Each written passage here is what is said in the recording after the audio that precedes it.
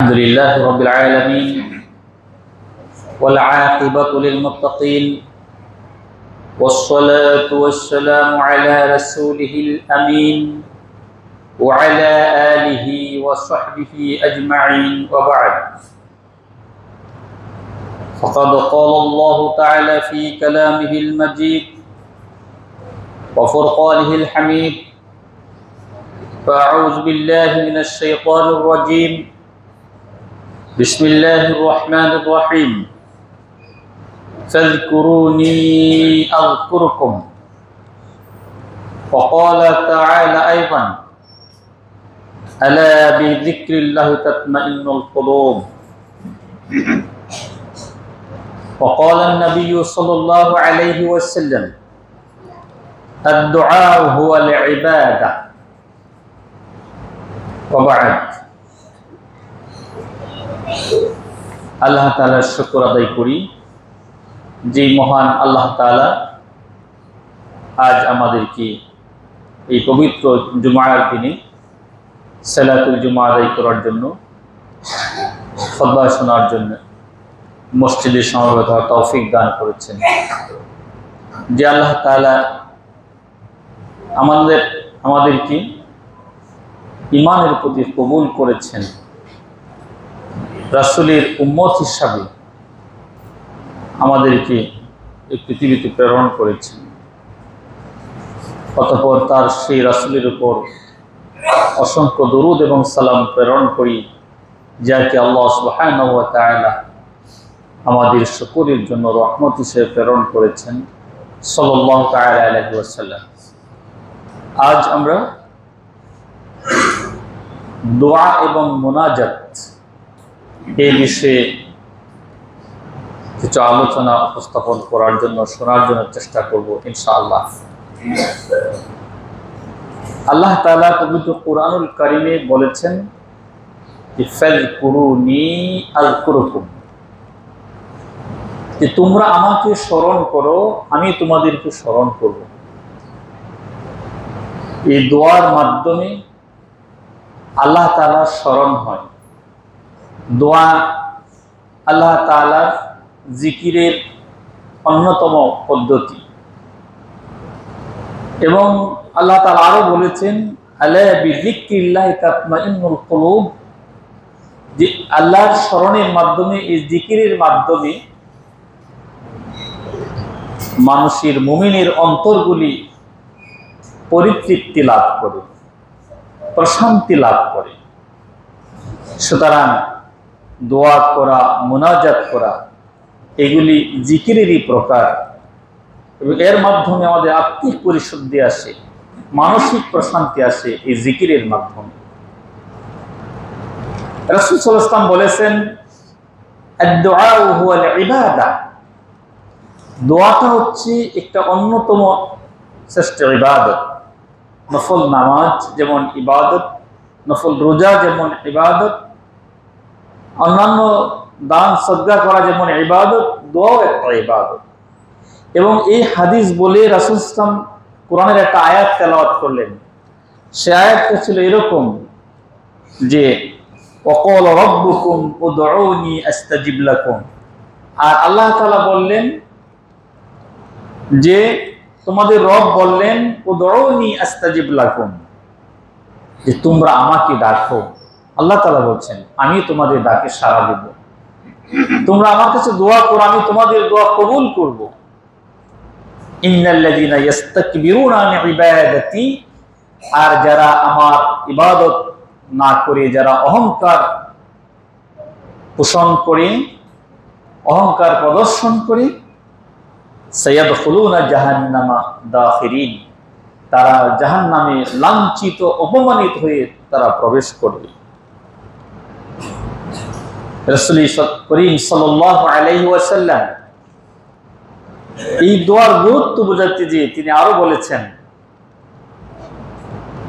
লাইসা শাইউন আকরামা আলাল্লাহি তাআলা মিনাদ দুআ, যে আল্লাহ তাআলা সম্মান বোধ করেন সবচেয়ে বেশি এমন কোনো জিনিস নাই দোয়ার চেয়ে।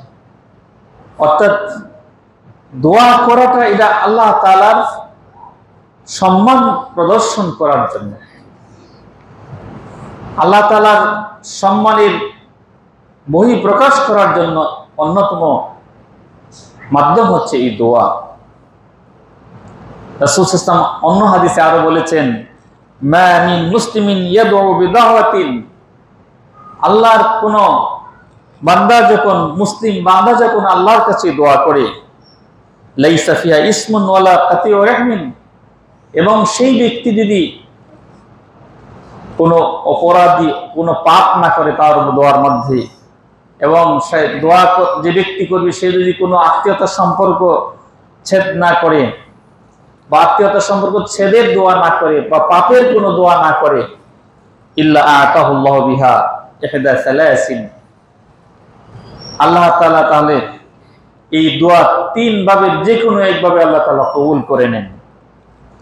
ইন্না তাআজ্জালা লাহু দাওয়াতু, এমনও হতে পারে বান্দা কোনো পাপের জন্য দোয়া করলো না, অথবা আত্মীয়তার সম্পর্ক ছিন্ন করার জন্য দোয়া করলো না, ভালো কোনো কাজের দোয়া করলো, দোয়াটা তিন ভাবে আল্লাহ তাআলা কবুল করেন। একটা নগদ আল্লাহ কবুল করে নেন। ব্যক্তি আল্লাহর কাছে দোয়া করছে, আল্লাহ আমাকে সুস্থতা দান করো, আল্লাহ আমার অভাব মিটিয়ে দাও, এরকম দোয়া করলো, আল্লাহ তাআলা নগদ সেই দোয়া কোনো বান্দার আল্লাহ কবুল করেন। অথবা এমনটা হইতে পারে, ইম্মা আইয়াদখিরাহা লাহু ফিল আখিরাহ, এই যে সে দোয়া করলো, সেই দোয়ার ফলাফলটা দুনিয়াতে না দিয়ে হয়তো আল্লাহ তাআলা তাকে আখিরাতে দিবেন।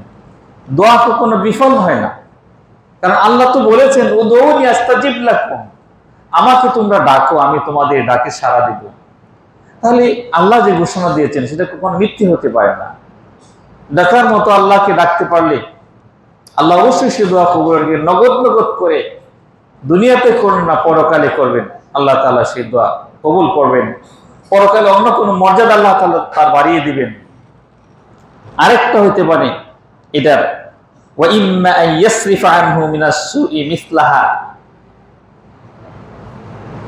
এই দোয়ার মাধ্যমে হয়তো একটা জিনিস চাচ্ছে, তার কোনো পাপ কাজ আছে, তার মন্দ কর্ম করার সম্ভাবনা আছে, এটা আল্লাহ তাআলা হয়তো দূর করে দিবেন। ক্বালু, তখন সাহাবায়ে কেরাম বললেন, ইয়া রাসূলুল্লাহ, হে আল্লাহর রাসূল, ইযা নুকসিরু, তাহলে আমরা বেশি বেশি দোয়াই করতে থাকি। তখন রাসূল বললেন যে আল্লাহু আকসারু, তোমরা বেশি দোয়া করলে আল্লাহ বেশি করে দিবেন, এতে কোনো সমস্যা নাই। সুনান তিরমিজি শরীফে হাদিস কানা বর্ণনা করা হয়েছে। বান্দা যখন আল্লাহ তাআলার কাছে দোয়া করে, তখন আল্লাহ তাআলার তখন কি রকম অবস্থাটা বিরাজ করে। অন্য একটি হাদিসে এসেছে, ইন্নাল্লাহ হাইয়ুন কারীম, আল্লাহ তাআলা তিনি সম্মানিত, তিনি সবচেয়ে বেশি আল্লাহ তাআলা লজ্জাশীলতা রয়েছে। ইস্তাহি ইযা রাফা রাজুলু ইলাইহি, যখন কোনো ব্যক্তি আল্লাহর কাছে হাত উত্তোলন করে, আল্লাহর কাছে দোয়া করে, আল্লাহ তাআলা লজ্জাবোধ করেন যে তার হাত ধরে ফিরিয়ে দিতে খালি হাতে, এবং তাকে নিরাশ করে। এই দোয়ার মাধ্যমে আল্লাহর নবী বলেছেন, দোয়ার মাধ্যমে মানুষের ভাগ্যের পরিবর্তন হয়। আল্লাহ যে ভাগ্য নির্ধারণ করেছেন, কারো হায়াত, রিজিক, সে যদি দোয়া করে, সেই দোয়ার মাধ্যমে আল্লাহ তাআলা তার ভাগ্য পরিবর্তন করতে পারে। আল্লাহ যদি ইচ্ছা করেন সেটা করতে পারেন। সম্মানিত হাজিরিন, এরকম অসংখ্য হাদিস রয়েছে যেখানে দোয়ার ফজিলত এবং গুরুত্ব বর্ণনা করা হয়েছে। এবং অন্য একটি হাদিসে আসছে, রাসূল বলেছেন, আ'জাজুন নাসি মান আজিজা আনিদ দোয়া, সবচেয়ে অক্ষম ব্যক্তি হচ্ছে সেই ব্যক্তি যে ব্যক্তি দোয়ার ক্ষেত্রে অপারগতা পোষণ করে। এবং সবচেয়ে বখিল ব্যক্তি হচ্ছে সেই ব্যক্তি মান বাখিলা বিস সালাম, কৃপণ ব্যক্তি যে সালাম নিয়ে কৃপণতা করে। একজন মুসলমানের সাথে আরেকজন মুসলমানের সাক্ষাৎ হলো কিন্তু সালাম করলো না, ওই ব্যক্তি সবচেয়ে বখিল ব্যক্তি।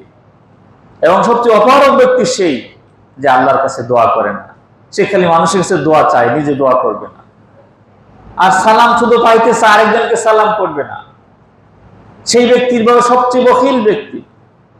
রাসূল বলেছেন, সেই ব্যক্তি উত্তম ব্যক্তি মান বাদা বিস সালাম, যে প্রথমে সালাম দেয় তাকে উত্তম ব্যক্তি বলা হয়েছে। যে ব্যক্তি আল্লাহর কাছে দোয়া করে না, গাদিবাল্লাহু আলাইহি, আল্লাহ তার উপর অসন্তুষ্ট হন।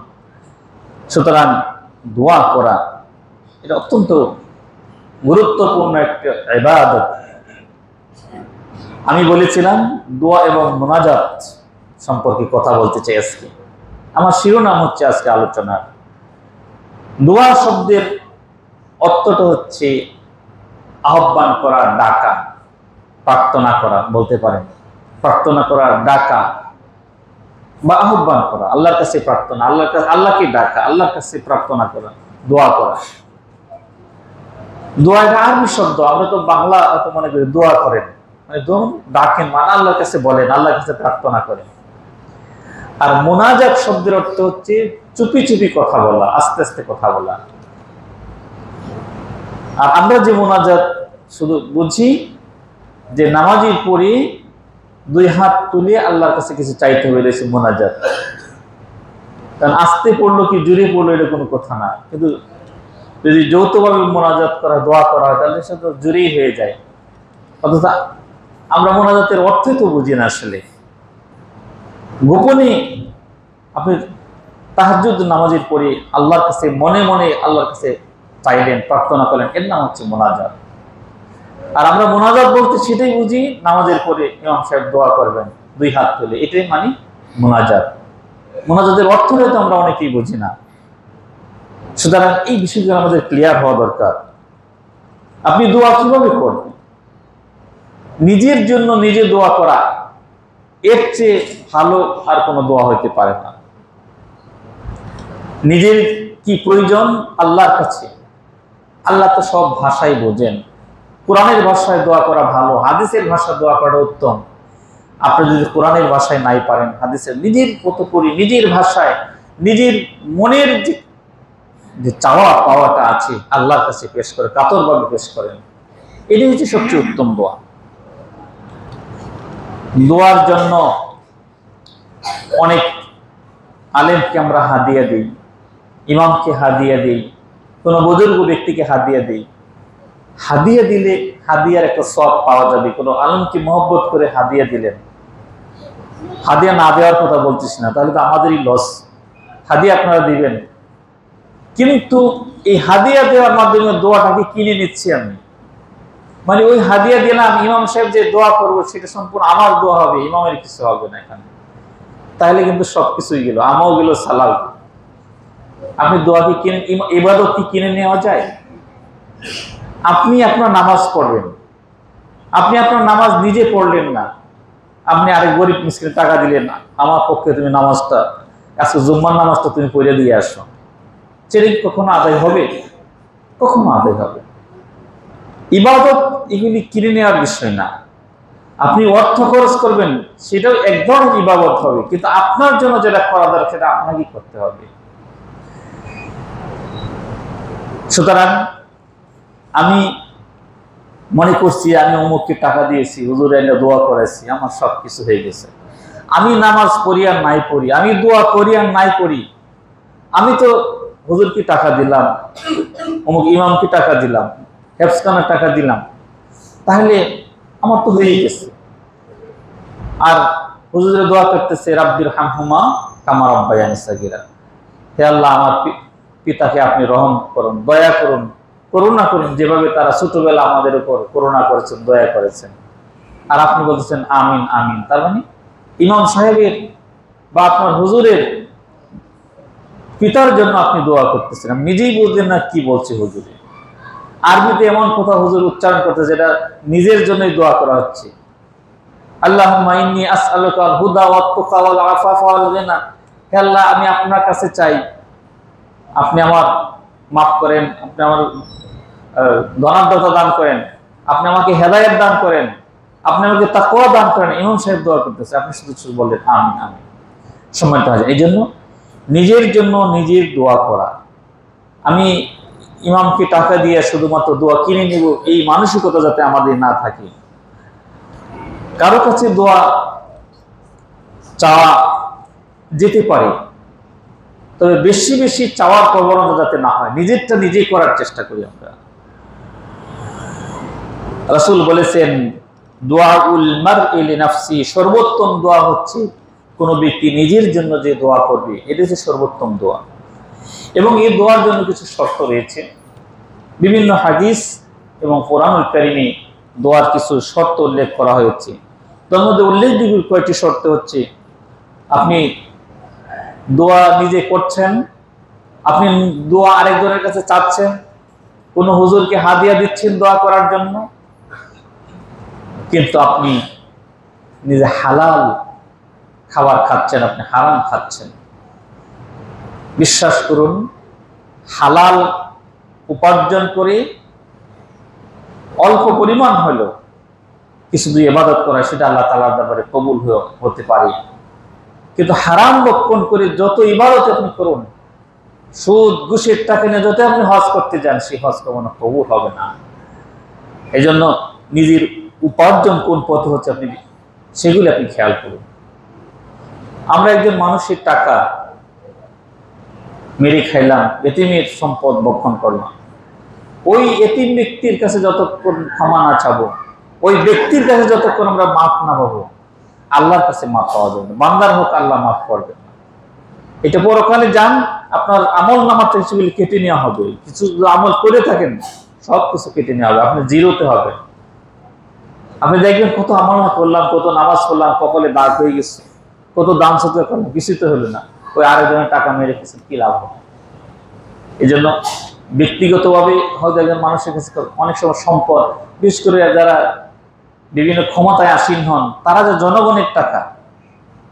আর আজকে আমার একজন ব্যক্তির সাথে কথা হলো, সে আমার সাথে মত বিনিময় করছিল যে এই যে রাস্তাঘাট, এই যে রোড নির্মাণ হচ্ছে, যে কুতুবপুর, এই যে আমাদের কলেজ রোডে এই রাস্তা নির্মাণ হচ্ছে, খারাগোদার রাস্তাটা, একটা ইট পড়ে আছে, মনে করেন ইটটা হাজার হাজার ইট পড়ে আছে, একটা ইট আমার বাসায় নিয়ে যে আমার দরজার সামনে দিয়ে দিলাম, আমি দখল করে নিলাম। আপনি কি চিন্তা করেছেন যে এখানে হাজার হাজার লক্ষ লক্ষ মানুষের হক এর সাথে জড়িত?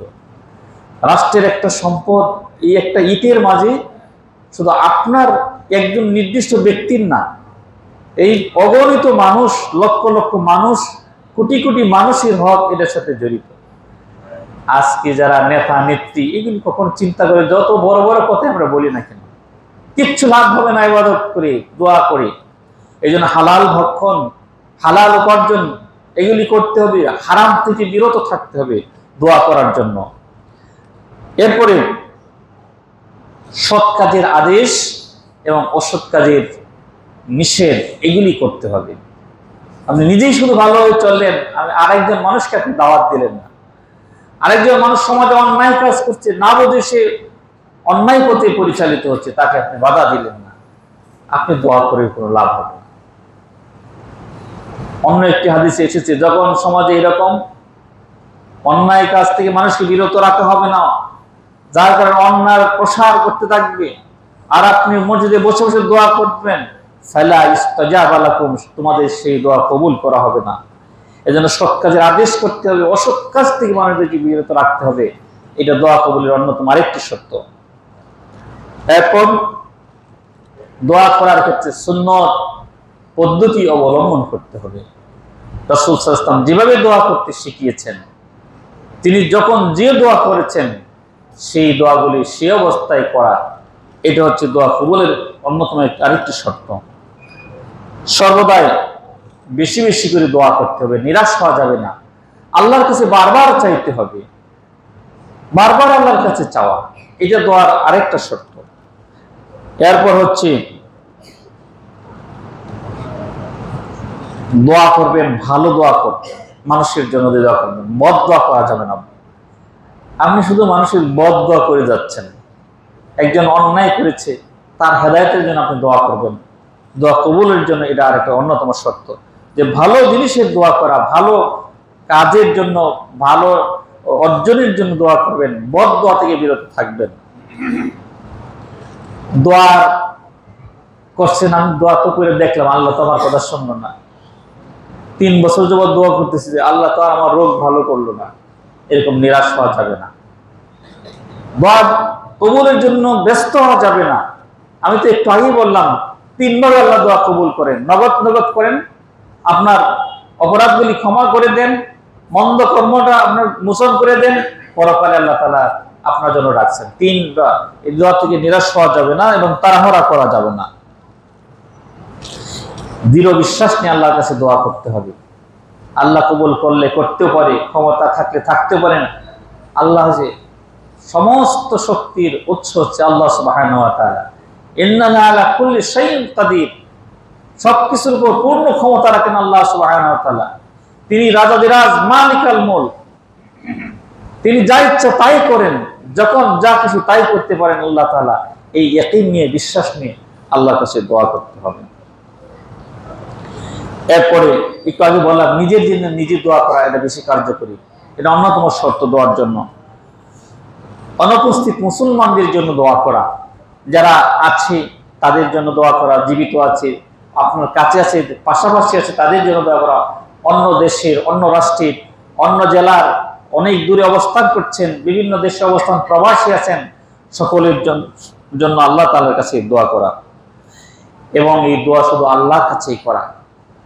এই দোয়া কবুলের জন্য কোনো মিডিয়া ধরতে হবে, কোনো পীর সাহেবের, কোনো দরগাহের, কোনো মাজারের বা অন্য কোনো হুজুরের ওই মিডিয়া না ধরলে আমার দোয়া কবুল হবে না, এমন না। সরাসরি আল্লাহর কাছে দোয়া করা, কোনো মিডিয়া না ধরা।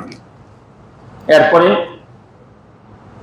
অসহায় এবং কাতর হয়ে আল্লাহর কাছে দোয়া করা। কাতর হৃদয়ে, অসহায়, নিজের অসহায়ত্বটুকু, আল্লাহ আমি তো এই বিপদে আছি, আপনি তো জানেন, আপনি অত্যন্ত জানি, আপনি আমাকে মাফ করেন, ক্ষমা করেন। আপনি যদি না করেন কার কাছে আমরা চাইবো আল্লাহ? আর তো কোনো উপায় নাই, আর তো কোনো জায়গা আমাদের নাই।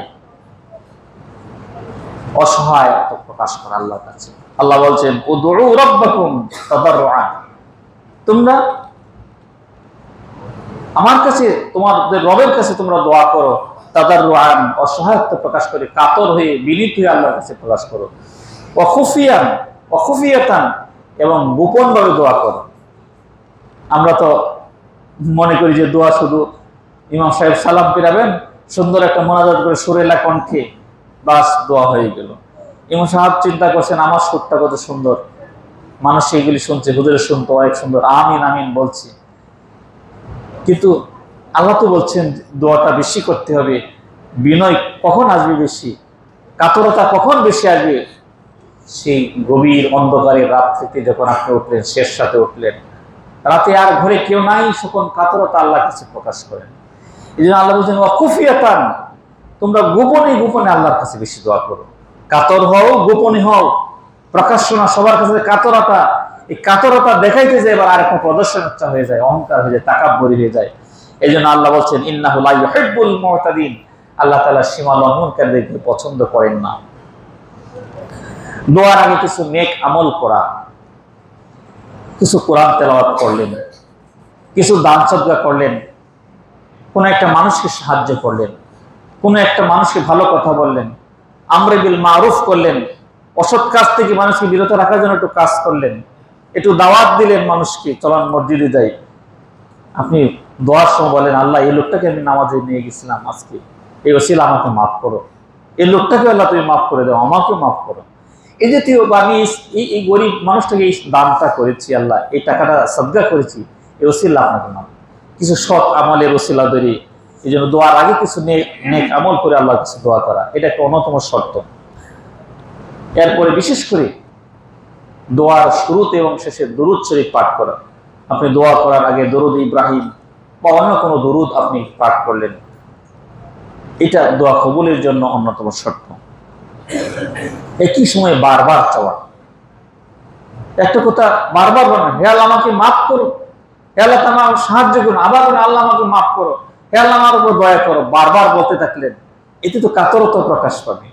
বারবার ছোট বাচ্চার মতো আল্লাহর কাছে চাইতে থাকবেন। দেখেন না ছোট ছোট ছেলে মেয়েরা যখন বিস্কিটের দাবি করে বলতে আব্বু বিস্কিট কিনে দাও, কতবার বলে নিঃশ্বাস করে দেখছেন।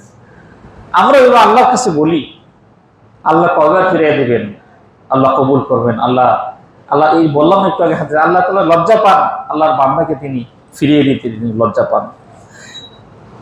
দোয়ার সময় আপনি এদিকে দোয়া করতেছেন, ওইদিকে তাকাইলেন, ওইদিকে তাকাইলেন না, আপনার দৃষ্টিকে আপনি আনত রাখেন, আপনি একটু নত রাখা, এতে বিনীত হয়ে দৃষ্টিকে নত রেখে আল্লাহর কাছে দোয়া, এদিক সেদিক তাকালেন দোয়া করার সময়, এমনটা না।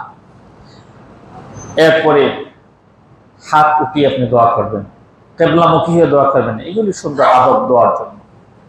হাত উঠিয়ে। এখন প্রশ্ন হলো যে যে আমরা এই মসজিদে নামাজ, 5 ওয়াক্ত নামাজের পরে দোয়া করি না, এটা নিয়ে বিভিন্ন কথাবার্তা আসে।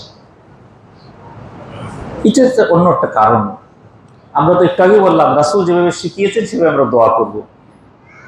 রাসূল সাল্লাল্লাহু আলাইহি ওয়াসাল্লাম এমন কোনো হাদিস নেই যে রাসূল 5 ওয়াক্ত নামাজের পরে হাত উঠিয়ে সাহাবাদের নিয়ে দোয়া করেছেন বা সাহাবায়ে কেরাম করেছেন। আপনি আমাকে প্রশ্ন করবেন সরোজগঞ্জের মসজিদ, ওই মসজিদ, তুমুক মসজিদ, সব জায়গায় দোয়া ছিল, আপনি আবার কত বড় আলেম হয়েছেন।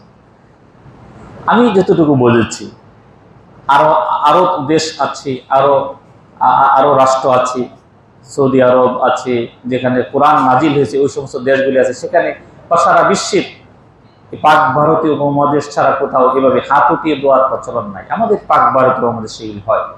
এবং বাংলাদেশের যে কওমি মাদ্রাসা, সবচেয়ে বড় মাদ্রাসা হাটহাজারী মাদ্রাসা, সেখানেও সম্মিলিত হাত উঠিয়ে মোনাজাত নাই।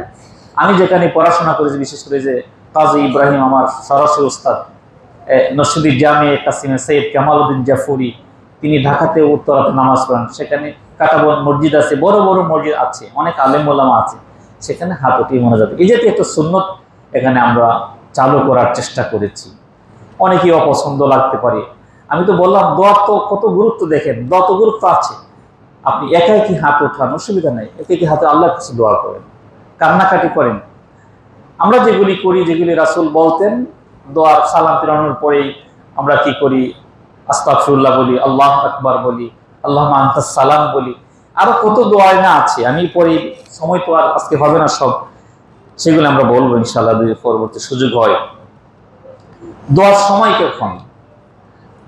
শেষ রাতের দোয়া, একটু আগে আমি বলছিলাম রমজান মাসের দোয়া, এই যে কবুলের সময়গুলো, আরাফার ময়দানের দোয়া, ফরজ বা নফল রোজা অবস্থায় দোয়া, ইফতারের সময় আল্লাহ দোয়া কবুল করেন, এগুলি দোয়া কবুলের সময়, জমজমের পানি পান করার সময় দোয়া, এরপরে আপনার আজান এবং ইকামতের মধ্যবর্তী, আজান হয়ে গেলে আপনি বসে মসজিদে গল্প শুরু করলেন, আজান ইকামতের মাঝখানে দুরূদ শরীফ পড়েন, আল্লাহর কাছে দোয়া করেন, এগুলো আমরা করি না। কত সুযোগ আছে দোয়া করার। এরপরে শুক্রবার দিন আসরের পরে দোয়া আল্লাহ তাআলা কবুল করেন। নামাজের মধ্যে যে সেজদা করলেন, সেজদায় পরে আল্লাহর কাছে দোয়া করেন, দোয়া কবুলের সময় বিশেষ মুহূর্ত। এরপরে সালাম ফিরানোর আগে কিছু দোয়া আছে আল্লাহ তাআলা কবুল করেন, কুনুতের সময়। এরপরে 5 ওয়াক্ত ফরজ নামাজের পরে আল্লাহ তাআলা দোয়া করেন, আপনি দোয়া করতে পারেন। আমরা তো একটু আগে বলা আমাদের অবস্থা, আমরা কত হলো ইমামের উপর সব করাই দেয়, ইমাম দোয়া করো আমরা আমিন আমিন বলি, এতটুকু। আমরা কত দোয়া আছে, আমি তো বললাম আপনার ভাষায় আপনি যেভাবে জানেন, যেটা চান আপনি আল্লাহর কাছে দোয়া করবেন। এবং দোয়ার ক্ষেত্রে সুন্নাত পদ্ধতি যেগুলি আছে সেগুলি আমরা অনুসরণ করার জন্য চেষ্টা করব। কোরআন হাদিসে বর্ণিত দোয়াগুলি আছে যেগুলি, যেমন রাব্বির হামহুমা কামা রাব্বায়ানি সাগীরা, রব্বানা হাব লানা মিন আজওয়াজিনা ওয়া যুররিয়াতিনা কুররাতা আইন ওয়াজআলনা লিল মুত্তাকিনা ইমামা। এই সন্তানের, নেক্সট সন্তানের জন্য দোয়া করা, এই দোয়াগুলি আমরা শিখবো। আমরা তো নিজেরা শিখতে চাই না, শুধু ইমামের উপর বা হুজুরের উপর সব ফেলে দিতে চাই, নিজেরা একটু একটু করে আমরা শিখি। কোরআনের দোয়াগুলি আছে, হাদিসের শেখানো দোয়া আছে, আল্লাহুম্মা ইন্নী আসআলুকাল হুদা ওয়াত তুকা ওয়াল আফাফা ওয়াল গিনা, আল্লাহুম্মা আজিনি মিনান নার। এই জন্য 5 ওয়াক্ত নামাজের পরে যে দোয়াগুলি আছে, নির্দিষ্ট দোয়াগুলি আছে, সেগুলো আমরা পড়ার জন্য চেষ্টা করব। রাহে বেলায়েত একটা বই আছে ডক্টর আব্দুল্লাহ জাহাঙ্গীর রাহিমাহুল্লাহ লিখিত, সেই বই অনেক সুন্দর সুন্দর দোয়া লেখা আছে, আপনারা পড়ার জন্য চেষ্টা করবেন। এবং এমন দোয়া আমরা করব, আমাদের যারা অনুপস্থিত ভাইরা আছেন তাদের জন্য আমরা যদি দোয়া করি, আল্লাহ তাআলা, নবী বলছেন মুস্তাজাবা, সেই দোয়াটা আল্লাহ তাআলা কবুল করে নেন। এবং একটা ফেরেশতা নিযুক্ত করে দেওয়া হয় কোনো বান্দার যখন দোয়া করা হয়, এবং সেই ফেরেশতা তার সাথে আমিন আমিন বলতে থাকে এবং বলে যে ওই বান্দার জন্য তুমি দোয়া করছো, তোমার জন্য সেই মঙ্গলটা আল্লাহ তাআলা দান করুক। তাহলে আরেকজনের দোয়া জন্য দোয়া করলে কিন্তু লস নাই, ফেরেশতাই সেখানে হাজির হয় এবং ফেরেশতা আপনার জন্য অনুরূপ সব সেই বান্দাকে দেওয়া হবে, যে বান্দার জন্য আপনি দোয়া করছেন যে বিশেষ, সেই বান্দাকে দেওয়া হবে। এবং জীবিত মানুষের কাছে দোয়া চাওয়া যেতে পারে, তো বেশি বেশি বাড়াবাড়ি করা ঠিক না। হযরত ওমর রাদিয়াল্লাহু তাআলা যখন তিনি উমরা পালন করতে যাবেন, রাসূলের কাছে গেলেন দোয়া চাওয়ার জন্য। রাসূল বললেন, তুমি উমরাতে যখন দোয়া করবে আমাদেরকে বাদ দিও না, আমাদেরকে নিয়ে দোয়া করো, এরকম। তবে বেশি ভাড়াবাড়ি করা যাবে না দোয়া চাওয়ার ক্ষেত্রে। শুধু আপনি দোয়া চেয়ে গেলেন, নিজে করলেন না। এক সাহাবীর কাছে একজন দোয়া চাইলেন, উমর রাদিয়াল্লাহু আনহুর কাছে একজন লিখলেন, বারবার শুধু দোয়া চাই, চিঠি লেখে। উমর বললেন, ইন্নী লাস্তু বিনাবিয়্যিন, আমি তো নবী না, আমার কাছে এত দোয়া চাচ্ছ কেন? যখন নামাজ পড়া হয়, নামাজের পরে বেশি বেশি আল্লাহর কাছে ক্ষমা চাও।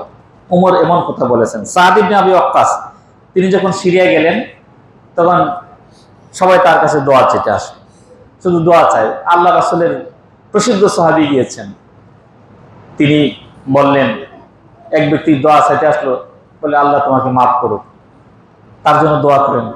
এরপরে দেখছি আমিও চাই, আরেকজন আমার জন্য একটু দোয়া করে দেন।